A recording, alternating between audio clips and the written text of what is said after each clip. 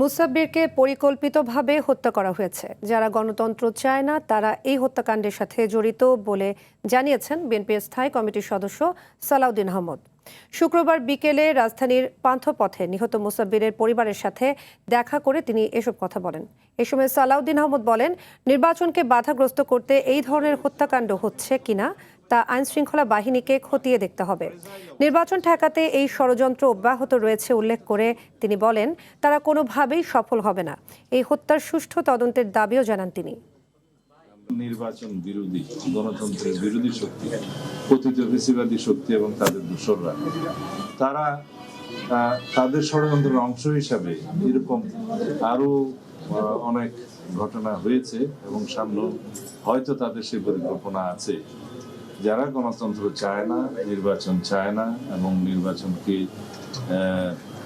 যারা অনিশ্চিত করতে পারলে লাভবান হবে, সেই জাতীয় কোনো অপশক্তি এর পিছনে আছে কিনা সেটা খতিয়ে দেখতে হবে।